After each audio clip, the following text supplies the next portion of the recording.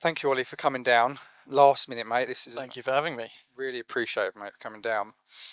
I've been following you and your progress with your content for the last few months, and I have to say, before that, you know what it's like going through Instagram. If no one's doing anything really different, it's quite hard to sort of attract your engagement these days. Absolutely, yeah. And since you've invested and took on that expense of taking on videographers and taking it a bit more seriously and have a proper strategy behind it, I would say you are very noticeable at the minute across all social media platforms. So let's kick off with an introduction. Yep. Who you are, what you do, mate, and then we get into all the good stuff. Yeah, so I'm Ollie. I am 27 and I started Hardwood Landscapes when I was 21. So in our 7th year of trading now. Pretty humble beginnings. One-man bands, laying little local patios. Got into it because it's what my dad did, and I didn't do very well at school, so options were pretty limited. So everything since then has been just reinvested constantly to get to where we are. So we've grown through opportunity. So as we've done hopefully quite good jobs, that leads to more good jobs and better jobs, and a little bit of cash in the bank every now and then, which means you can reinvest and buy another van. And obviously that has got to the stage where now the monthlies are a little bit more scary and something that needs to be taken seriously. So yeah, off the back of a bit of a re-evaluation of why am I doing this and what's it all for and where's it going to go and why have I ended up incurring all of this stress? Is this what I wanted? No grey hairs, mate. You look good. Not yet. I'm sure they're coming. So yeah, off the back of that is when we really thought, okay, let's take this seriously and let's see how we can do things differently. I think as Mr. Lawson was touching on, this is a fantastic industry. But I agree with him. I think it is very disjointed. My experience in the disjoint largely is between contractor and designer and client. I think the whole process is quite disjointed. So yeah, we're on a bit of a mission to see if we can improve that for everybody. So how old was you when you was you on the tools, and how old was you when you started out on the tools? So started working with Dad in sort of school holidays, probably 16, 17, and then started landscaping full time at 18. So worked for a couple of local companies. I think the plan was to always go and work for myself. It wasn't there were no timescales attached, but essentially ended up working for, as everyone knows, it's not financially a very well appreciated industry. So especially when you're at the bottom, £18,000 a year doesn't get you very far, and it can be tough to get away from that starting salary. So was offered a very shiny proposition by a new franchise owner, and that should have been the first red flag. But yeah, it was a well-paid job, an exciting opportunity, but they were complete cowboys, so it didn't last very long. And luckily I was in a position where the house I was renting, there was a lovely, very extravagant, very wealthy, she did pretty well out of a big divorce, but a lovely Californian lady who essentially had 6 months worth of work for me pretty much on her sort of farm and estate. And so never looked back, really. So Still a client now? Still a client? No. Is that the wife now? Probably a good thing. No. No, I'm sure she would have entertained it. But if you're watching, yeah, she was fantastic. But I've huge. I started off. I borrowed £2,500 off her when I first started, and that was my deposit on my first van. So wow. I wouldn't be here without her. But yeah, she obviously saw something in the little lost 21-year-old at the time. So despite being in her 60s, I think. Oh my! Well, pull yourself together, Emma. Is this why you saved this one to the last? We was obviously chatting earlier. What I want to know, going back a little bit, similar to my journeys, at what point did you feel and start to notice that there was a bit of a gap to innovate and to try and stand out? Because we were discussing about presentation, social media, and all those important touch points that clients like. At what point did that start to become more and more apparent and the vision become clear of what you're doing now? Yeah, I think the vision has only materialised and turned into anything in the last 12 to 18 months. I think in the run up to that, it was just, I think it's very easy to get caught up in the whirlwind of running a company, and suddenly 5 years has passed and yeah, you've done some great things, but it's been completely directionless in getting there. What's the question again? I don't know. Emma, help me. No. It was about, when did you start to sort of notice that and the vision become clear of what you're sort of evolving into now? Innovation and spotting the evaluation. Yeah, fantastic. So I mean, in innovation, and I think this again ties into the frustration that we, and I know a lot of other companies have, both from the design and the contracting sides. There is frustration in the whole process. I think the relationship between a lot of designers and contractors is still quite disjointed. And I'm very lucky to have access to some pretty big names in the industry, and they've taken a bit of an interest as you have, and asking business consultant, or my business consultant, who's been in the industry for a long time, who over the last 40 years has been an innovator in the industry. What innovation have you actually seen? And I mean, the question stumped him, and he's worked with some very big, fantastic companies, both on the design and the build sides. The only real consistent narrative with innovation in landscaping has been around sustainability. And I think that narrative has only really existed at the corporate side. So suppliers and big commercial contractors wave a sustainability banner to help get them into, help win tenders, basically. But actually, when it filters down to us as the sort of, the little guys building the domestic gardens, I don't think sustainability really has moved on a huge amount. There's obviously a great narrative around how awful artificial grass can be, but the companies that so publicly shun that are still happy covering a garden in sandstone that's been imported from India and porcelain that's been completely unrecyclable until very recently. So there's certainly been some sort of double standards, and what I feel doesn't need innovating is the fact that the end result of all of this is we want to build incredible gardens that add real value to the clients' lives, to their home values, to, outdoor space is so important. But what we want to be part of innovating is the process in how you get there. So I think the initial, a client reaching out to a designer can obviously be a very drawn out process. And if the contractor, as a preferred contractor, isn't involved in that process, by the time we get to look at the job, the rapport has been built with the designer, and more often than not, unfortunately, we seem to be the reality check, because we then tell them what it's going to cost to implement. And unfortunately, there's a bit of a theme of that being not quite in line with what the clients were expecting. So it's working with the right designers to help streamline that and give our services during the specification process. And then with our design and build, I mean, we have our full design presentations come with, to the penny, the implementation costs of every single area. So there's no pause between, we've now got a nice design and we've got to try and find someone to build it. We can tell them exactly what it's going to cost straight away, and hopefully really streamline that. Can we really quickly talk about your social media stuff? Because obviously you do a lot on social media and it's all excellent. Yeah, Does the whole shebang. She does the whole shebang. Yeah. And you really do. Your website is phenomenal, by the way. Absolutely, just very swish and swart. I loved it. Scrolling through and there's little trees and it's great. Anyway, I've forgotten what I was going to ask now. Oh, I know what I was going to say. When you first set up all your social media stuff, did you do all the branding and everything yourself? And did you have like a clear vision? Has it kind of like grown and changed? Or have you been like, no, that is exactly the brand, and then you've stuck with it? And do you have like a strategy with it?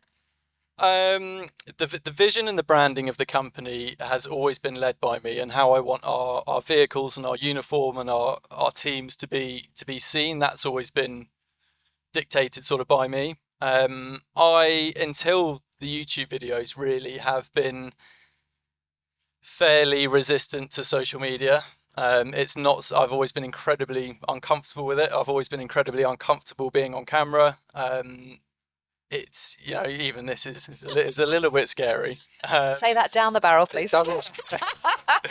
It doesn't show, mate. It doesn't show. But it just, you know, it got to the point where as soon as I had that clarity on what I wanted the company to become, I couldn't let this little fear of me being on camera stop it. You know, I can't justify that. I can't justify it to my teams, to my clients. You know, I can't stunt our growth just because I've got this little hang up about being in front of a camera. And the result of which, you know, has been amazing, and it has led to some pretty incredible opportunities. You asked about direction. There isn't one. There are no sort of set parameters on timelines associated with the videos or any viewer or subscriber counts. It's just yeah, being consistent and being authentic, and then seeing where it goes. That's all it is. And on that, how much time would you say that you spend on the marketing? Because obviously it must be really tricky in terms of actually running the business, but then also trying to promote the business so that you're finding new clients. Do you set aside a certain amount of time, like a week, where you're thinking, right, that is my little marketing morning? Or no, they follow him around. So I mean, I've gone through phases, as I'm sure many have, of you pull out your phone and you think, right, I'm going to do an Instagram story every day this week. I'm going to get better at this. I'm going to post more. I'm going to be consistent. But when you are so involved in the day-to-day running of a company, that's really hard. And it sounds like a silly thing to say, you know, I can't fit in a 10-second story, but I couldn't, you know, and I really didn't enjoy it. I found it sort of very anxiety inducing, and it's not part of my skill sets.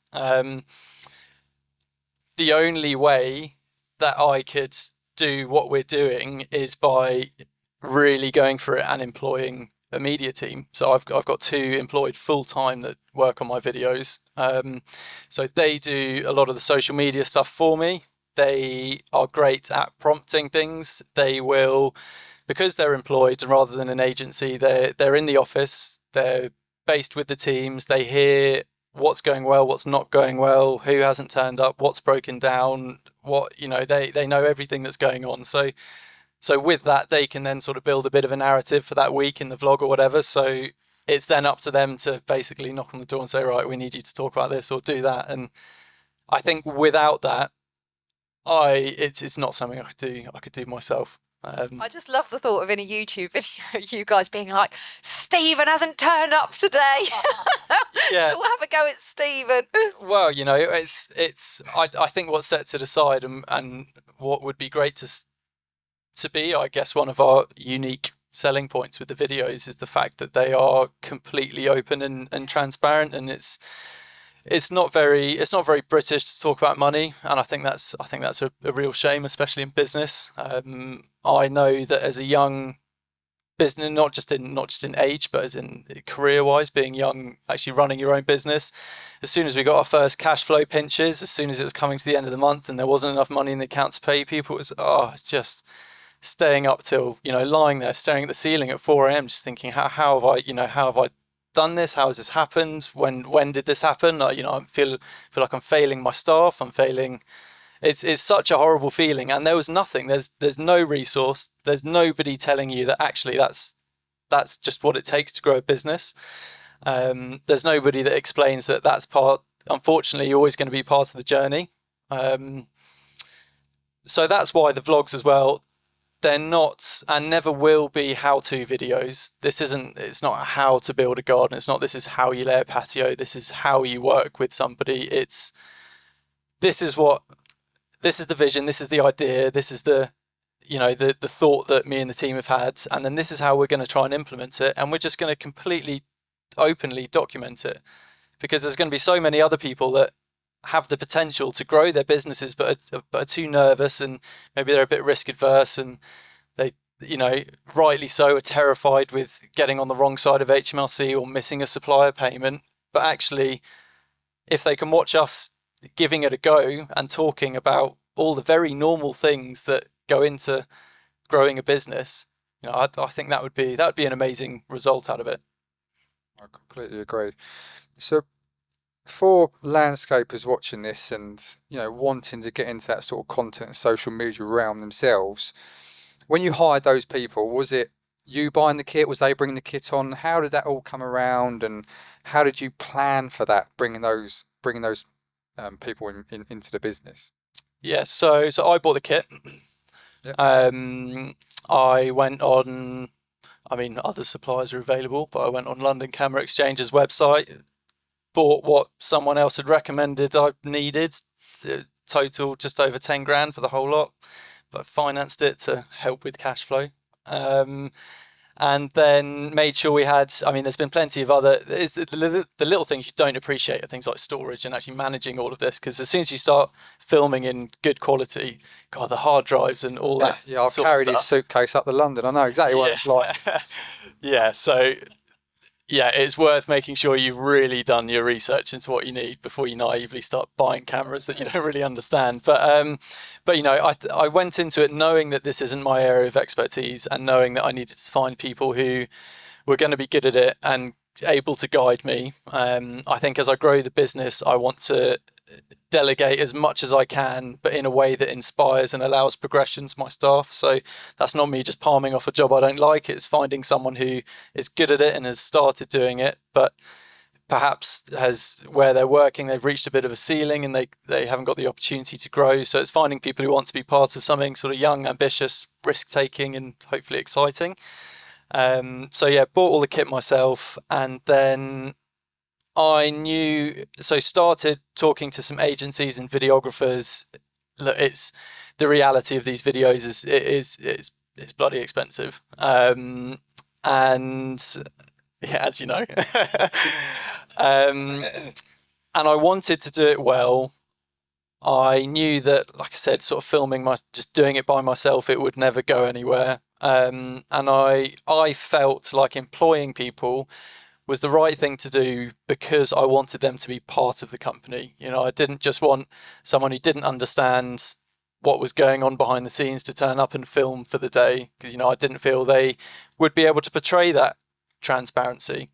So I felt by actually having them in, being there when I'm having tough conversations with accountants, being there when things aren't going well, being there when, through there are some good days as well. It's not all doom and gloom, but just having them around and part of all of that meant that when they're then trying to tell that story authentically, they could.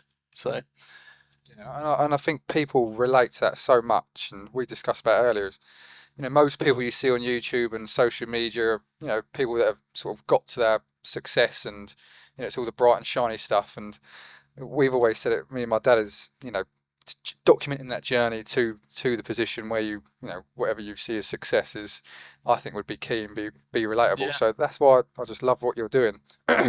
When you went out and found those videographers, where did you look for them? I know you said agencies, but was it LinkedIn? Was it Indeed? Yes. So I knew one of them. One of them was a family friend who'd just done, who's my friend, but went to uni and did marketing and advertising, and had always been a very keen photographer, just as a bit of a hobby. So I knew he'd be a good sort of fit. And then was then in advertising on Indeed.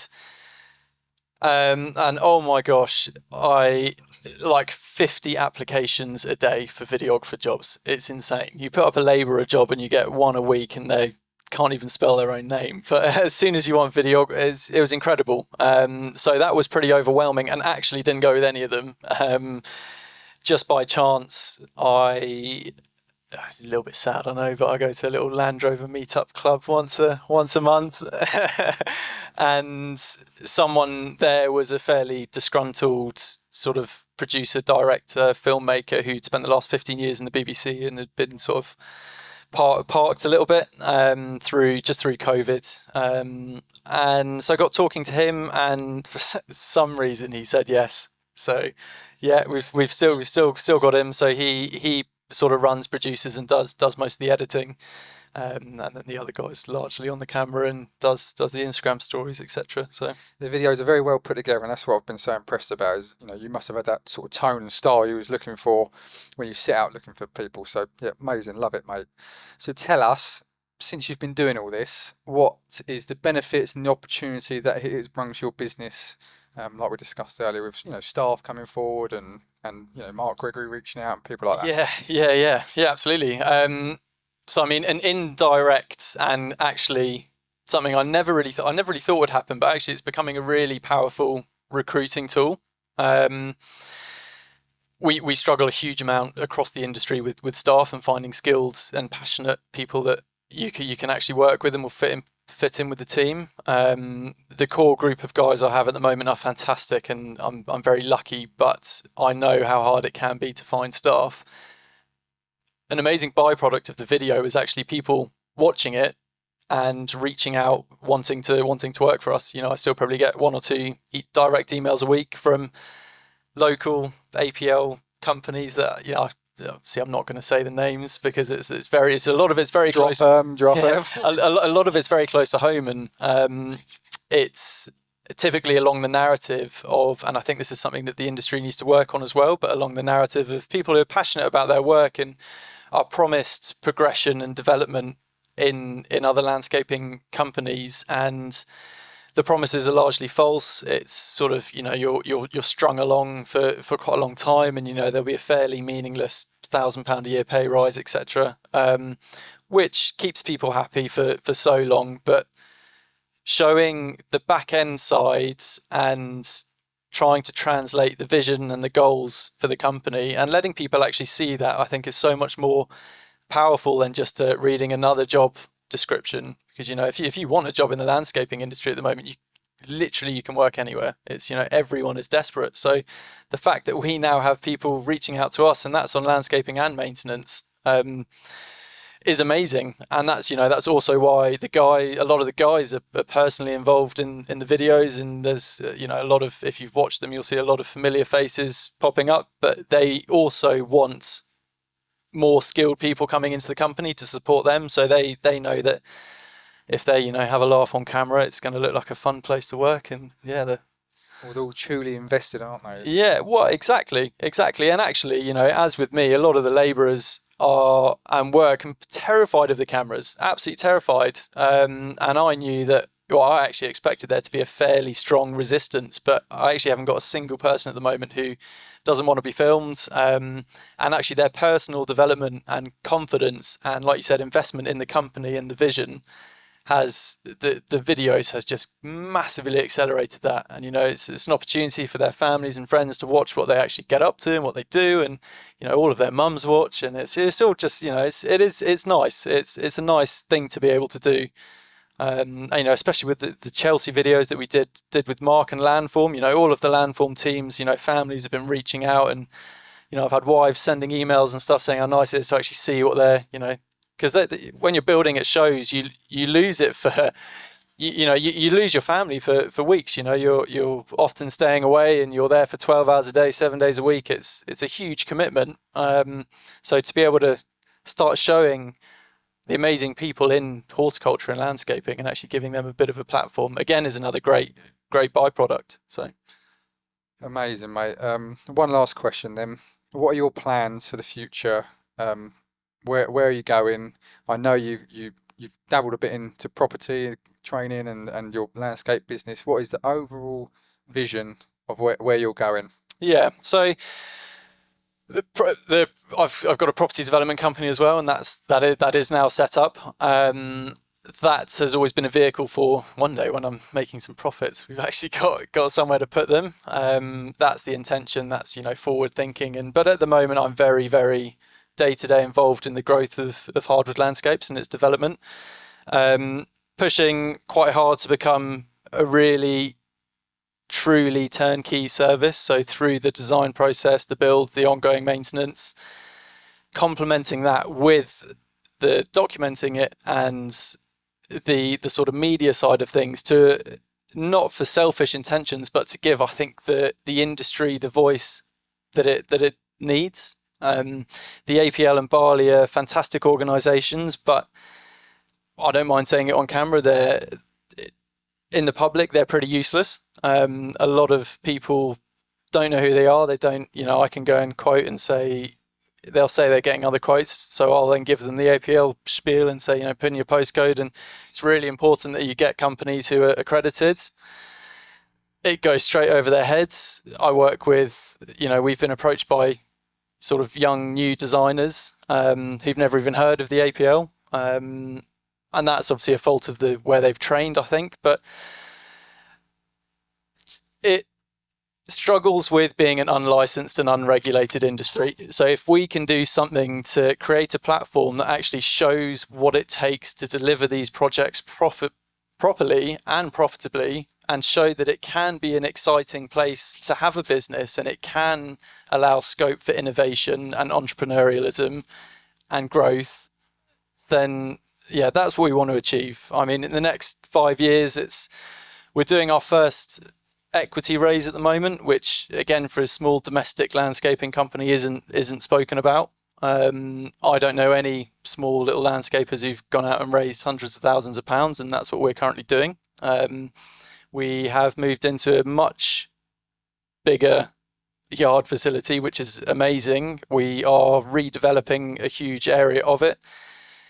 Our design is incredibly forward-thinking, technology embracing, but everything is presented in full virtual and augmented reality. I don't want to just employ a designer as a reaction to, okay, we need to get some design in. I want to think, at 27, when my generation are the clients, so in our sort of 50s, 60s, what is going to be the expectation? I think as this technology already exists, if we're not doing it first, then somebody else will, and then everybody else will. So yeah, continue to embrace technology, continue to tell everyone about it, continue to be as transparent and authentic as we can, and hopefully the result of it is we build a really resilient, sustainable business that is a great place for people to work. I think a fantastic metric of a company in our industry is the staff. If we can keep and retain and develop staff, I think that says a huge amount about us as a business, and I do feel like we're doing it well. It's something I'm very proud of. So yeah, just keep pushing. Keep pushing, mate. Yeah. It's amazing. So 27 years old, absolutely amazing. So I think he deserves a big round of applause. Thank you very much.